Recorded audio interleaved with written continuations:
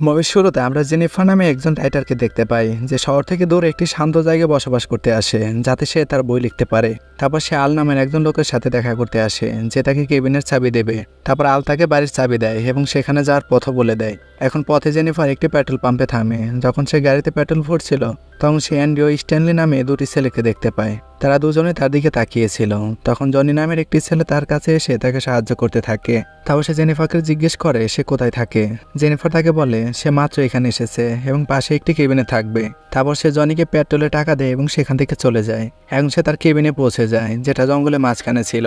এরপর রাতে জেনিফার তার বই লিখতে শুরু করে। এরপর ভুলবশত তার জামা কাপড়ের উপর তার ড্রিঙ্কস পড়ে যায়, তাই সেইটি ধোয়ার জন্য বাড়ির ভিতরে যায়। তখন আমরা দেখতে পাই বাড়ির বাইরে থেকে কেউ একজন তার ভিডিও করছে। পরদিন সকালে জেনিফার যখন জঙ্গলে জগিং করছিল তখন সে জঙ্গলের মাঝখানে একটি বাড়ি দেখতে পায়। তারপর সে বাড়ির ভিতরে যায় কিন্তু সেখানে কেউ ছিল না এবং পুরো বাড়িটি অগোছালো হয়ে আছে। তারপর সে তার বাড়িতে ফিরে আসে এবং ফ্রেশ হওয়ার জন্য ওয়াশরুমে যায় কিন্তু সেখানে পানি আসছিল না। তারপর সে এটি ঠিক করার জন্য একজন প্লাম্বারকে ডাকে। কিছুক্ষণ পরে ম্যাথিউ নামে একজন প্লাম্বার সেখানে আসে আর তার পাইপটি ঠিক করে দেয়। এটি দেখে জেনিফার তার গালে কিস করে এবং তাকে ধন্যবাদ জানায়। কিন্তু ম্যাথিউ খুব দুর্বল মনের, তাই সে ঘাবড়ে যায় এবং সেখান থেকে চলে যায়। তারপর সন্ধ্যায় ম্যাথিউ তার বন্ধু অ্যান্ডি, স্ট্যানলি এবং জনির সাথে মাছ ধরতে যায়, যেখানে সে তাদের বলে মেয়েটি তাকে গালে কিস দিয়েছে, যেটা জনি বিশ্বাস করে না। তারপর স্ট্যানলি তাদের দুজনকে তার ক্যামেরায় জেনিফারের ভিডিও দেখায়। এখানে আমরা জানতে পারি সে গত রাতে গোপনে জেনিফারের ভিডিও করছিল।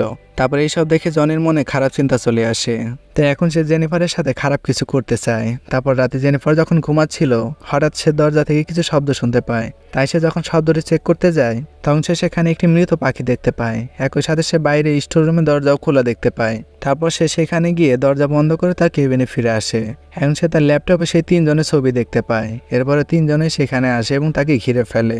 এটা দেখে জেনিফার তাদের বলে আমার বয়ফ্রেন্ড এখানে আসতে চলেছে, তাই তোমরা এখান থেকে চলে যাও। এটা শুনে জনি বলে আমরা জানি তোমার এখানে কোনো বয়ফ্রেন্ড নেই আর তুমি ম্যাথিউর গালে কিস করেছো। তখন জেনিফার বলে আমি শুধু তাকে ধন্যবাদ জানানোর জন্য কিস করেছি। কিন্তু জনি বলে সে শহরের মেয়েদের খুব ভালো করেই চেনে, তারা কি চায়। এরপর সে তাকে মদের বোতল দেয় এবং পান করতে বলে, কিন্তু জেনিফার পান করতে অস্বীকার করে। তারপর জনি তাকে বলে সে যদি এই মদ পান করে তাহলে তারা তিনজনে সেখান থেকে চলে যাবে। তাই এখন জেনিফার সেই মদ পান করে, কিন্তু তারপরও তারা সেখান থেকে চলে যায় না। তারপর জনি তার মুখে একটি বেসবল ব্যাট রাখে এবং তাকে তার মুখ খুলে তার দাঁত দেখাতে বলে। এরপর সে তার বন্দুক বের করে এবং তাকে কিস করতে বলে। তারপর সে তার মুখে বন্দুক রাখে আর অ্যান্ডি বোতলটি তার মুখে রাখতে যায়, কিন্তু তারপর জেনিফার অ্যান্ডিকে ছিটকে ফেলে দেয় এবং স্ট্যানলির চোখে স্প্রে করে পালিয়ে যায়। তারপর ছুটতে ছুটতে সকাল হয়ে যায় এবং হঠাৎ সেখানে তার দুজন লোকের সাথে দেখা হয়, যাদের একজন ছিল শেরিফ এবং অন্যজন আল। তারপর সে তাদের সবকিছু বলে এবং শরীফ তাকে একই কেবিনে নিয়ে যায়, কিন্তু শেরিফ সেখানে কাউকে পায় না। তাই শেরিফ তাকে বলে তুমি নিশ্চয়ই কোনো স্বপ্ন দেখেছো। তারপর যখন জেনিফার তাদের খুঁজতে শুরু করে তখন শেরিফ তার শরীরকে খারাপভাবে স্পর্শ করতে শুরু করে। তারপর তারা তিনজনে আবার একত্রিত হয়। তারপর জেনিফার বুঝতে পারে শেরিফও তাদের সাথে জড়িত। তখন শেরিফ তাকে বলে এখন তোমার সাথে খুব খারাপ কিছু ঘটতে চলেছে।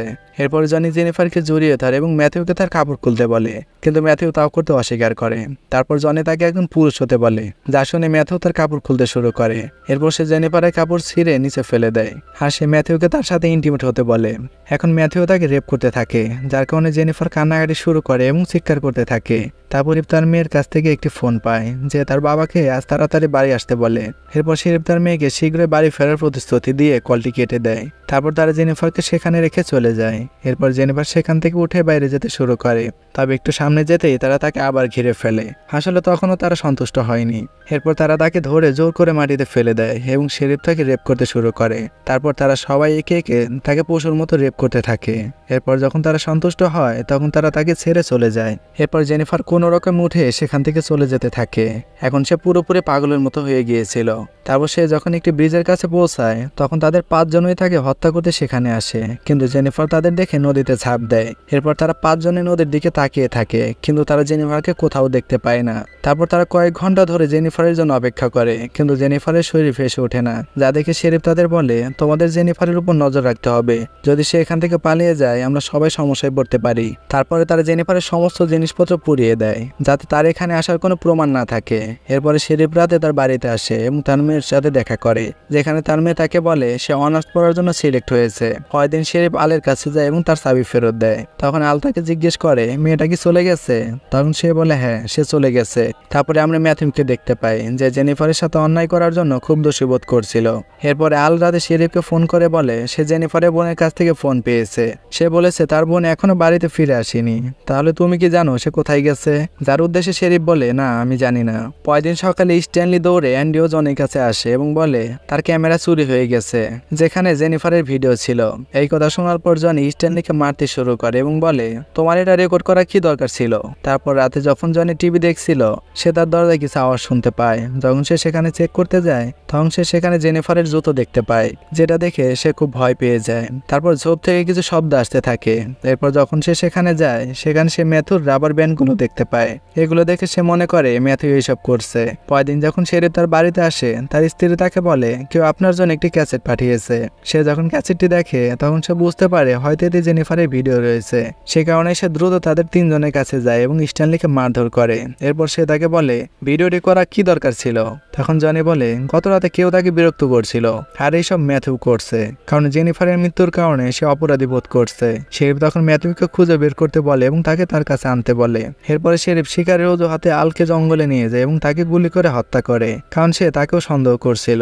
এদিকে ম্যাথু জেনিফারের বাড়িতে যায় এবং তার কথা ভাবতে থাকে। এরপর সে জেনিফারের কণ্ঠস্বর শুনতে পায়, তাই সে বাসার উপরে যায়। কিন্তু সে সিঁড়ি থেকে নিচে পড়ে অজ্ঞান হয়ে যায় এবং যখন সে জ্ঞান ফিরে পায় তখন সে জেনিফারকে তার সামনে বসে থাকতে দেখতে পায়। সেজন্য সে তার কাছে যায় এবং তার কাছে ক্ষমা চাইতে শুরু করে, কিন্তু জেনিফার তাকে দৌড়ে দিয়ে শ্বাসরোধ করতে শুরু করে, যার কারণে ম্যাথু ঘটনাস্থলে অজ্ঞান হয়ে যায়। তার মানে জেনিফার এখন তাদের সবার কাছ থেকে প্রতিশোধ নিতে যাচ্ছিল। পরের দিন অ্যান্ডি ও স্ট্যানলি ম্যাথুকে খুঁজতে জঙ্গলে যায়। সেখানে অ্যান্ডি একটি বাড়ি দেখতে পায়। এরপর সে বাড়িতে চেক করতে যায়। অন্যদিকে জেনিফার স্ট্যানলির সামনে চলে আসে। যখন সে তাকে হত্যা করার জন্য এগিয়ে যায় তখন তার পা একটি ফাঁদে আটকে যায় এবং চিৎকার শুরু করে। চিৎকার শুনে সেখানে অ্যান্ডি চলে আসে। তখন জেনিফার তাকে মেরে অজ্ঞান করে দেয় এবং সেই স্ট্যানলিকেও মেরে অজ্ঞান করে দেয়। তারপর যখন অ্যান্ডি তার চোখ খোলে সে নিজেকে বাথটাবের উপর বাঁধা অবস্থায় দেখতে পায়। ঠিক তখনই জেনিফার পানি চালু করে বাথটাব ভর্তি করা শুরু করে। অন্যদিকে স্ট্যানলিকে একটি গাছের সাথে বেঁধে রাখে। তারপর সে তার ভিডিও করতে শুরু করে এবং সে তার ভ্রু তুলে একটি গাছের সাথে বেঁধে রাখে।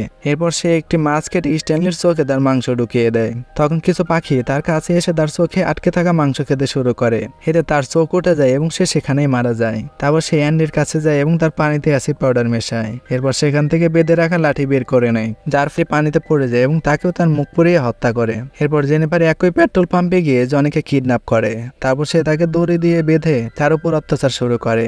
অবশেষে তার পুরুষাঙ্গ কেটে তার মুখে ঢুকিয়ে দেয়, যার কারণে সেও যন্ত্রণায় মারা যায়। অন্যদিকে শেরিফ তার স্ত্রীর কাছ থেকে একটি ফোন পায়, যে তাকে বলে তাদের বাড়িতে তাদের মেয়ের একজন শিক্ষিকা এসেছে। এটি শুনে শেরিফ তার সাথে সেই শিক্ষিকাকে কথা বলতে বলে। তারপর আমরা দেখতে পাই সেই শিক্ষিকা হলো জেনিফার। যখন জেনিফার তাকে ফোনে তার নাম বলে শেরিফ তখন ভয় পেয়ে যায় এবং বলে আমার মেয়ের সাথে প্লিজ কিছু করো না। কিন্তু জেনিফার কল কেটে দেয় এবং তার মেয়েকে নিয়ে সেখান থেকে চলে যায়। তারপর শেরিফ বাড়িতে পৌঁছালে তার স্ত্রী তাকে বলে শিক্ষিকা তাকে প্লেগ্রাউন্ডে নিয়ে গেছে। এই কথা শুনে শেরিফ সঙ্গে সঙ্গে সেখানে যায়, কিন্তু তার মেয়ে সেখানে ছিল না। তারপরে জেনিফার তাকে মেরে অজ্ঞান করে দেয় এবং তাকে কিডন্যাপ করে। এরপর যখন শেরিফ জ্ঞান ফিরে পায় তখন সে দেখে জেনিফার তার বন্দুকটি তার পিঠে ঢুকিয়ে দিয়েছে। তারপর শরীফ জেনিফারকে তার মেয়ের কথা জিজ্ঞেস করে। তখন জেনিফার তাকে জিজ্ঞেস করে তোমার মেয়ের সাথে কেউ এমন করলে তুমি কি করবে? যার উপর সে বলে আমি তাকে মেরে ফেলবো। তারপর জেনিফার বলে আমিও তাই করতে যাচ্ছি। তারপর বন্দুকের ট্রিগারের সাথে একটি দড়ি বেঁধে তার অপর প্রান্ত অজ্ঞান থাকা ম্যাথিউর হাতে বেঁধে দেয়, যাতে তার জ্ঞান ফিরে আসলে টান লেগে ট্রিগার দেবে যায়। এরপর জেনিফার বাইরে এসে বসে থাকে। এরপর যখন ম্যাথিউর জ্ঞান ফিরে আসে তখন তার হাতে টান লেগে বন্দুকের গুলি বেরিয়ে যায় আর দুজনেই তখন সেখানে মারা যায়। আর এর সাথে মুভিটি শেষ হয়ে যায়।